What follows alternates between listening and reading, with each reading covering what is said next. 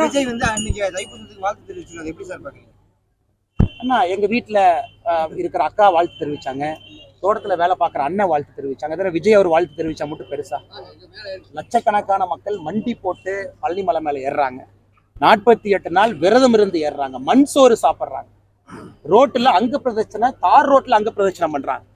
கொஞ்சம் அவங்களையும் பார்க்கணும் இல்லைங்கண்ணா. விஐபி ஒருத்தர் வாழ்த்து தெரிவிச்சனால அது எப்படி வந்து இதுக்கு ஒரு சிறப்பா? வாழ்த்து தெரிவிச்சது சந்தோஷம். அதே போல சாதாரண மனிதர்களும் எந்தவித பிரதிபலனும் இல்லாம அவர்களும் முருகப்பெருமானுக்காக வரும்பொழுது எத்தனை ஆயிரம் மக்களை பார்க்குறோம், அவங்களும் வாழ்த்து சொல்றாங்க. அதனால் என்னை பொறுத்தவரை ஒரு பெரிய எழுச்சியோடு மக்கள் கோவிலுக்கு முருகப்பெருமானை தரிசிக்க வர ஆரம்பித்திருக்கின்றார்கள். அது அடிப்படையில பெரிய மகிழ்ச்சி. அதனால் வருகின்ற காலத்துல அடிப்படை வசதிகள் மட்டும் இம்ப்ரூவ் பண்ணணும் அப்படின்னு அரசுக்கு நான் தாழ்மையான வேண்டுகோள் வைக்கிறேங்க. அண்ணா குழந்தைகள் மயக்கம் போட்டு விடுந்தாங்க, போற வழியில வந்து basic first aid facility problem.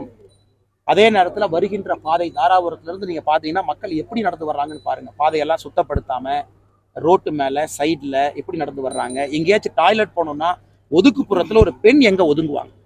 நம்ம பெருசாக கேட்கலீங்கண்ணா. கோவிலுக்கு வெளியே 15 கிலோமீட்டர் நடந்து வர்றவங்க இருக்காங்க, 15 கிலோமீட்டருக்கு ஒரு டாய்லெட் கட்டி கொடுங்க, 15 கிலோமீட்டர் அங்கங்கே தண்ணி வசதி பண்ணி கொடுங்க. ஏன்னா இத்தனை பக்தாதிகள் பணம் கொடுக்குறாங்க, அந்த பணம் எங்கே போகுதுன்னு தான் நம்ம கேட்குறோம். ஆனால் நான் சொல்வது அடிப்படை இங்கே மட்டும் இல்லை, திருப்பரங்குன்றத்தில் கூட்டம், திருச்செந்தூர்ல கட்டுக்கடங்காத கூட்டம், சுவாமி மலையில கூட்டம், 6 படை மருதமலை 7 படையிலும் இன்னைக்கு வந்து அற்புதமான கூட்டம். சின்ன முருகன் கோவில் ஊர் எல்லையில் இருக்கு, அங்கேயும் கூட்டம். அதனால் அரசு விழித்து கொண்டு வேலை பார்க்கணும். முருகப்பெருமானை பழி வாங்குவதற்காக நான் வசதி செய்ய மாட்டேன் என்று அரசு சொன்னால் அதை எப்பொழுதும் நாங்கள் ஏற்றுக்கொள்ள மாட்டோம்.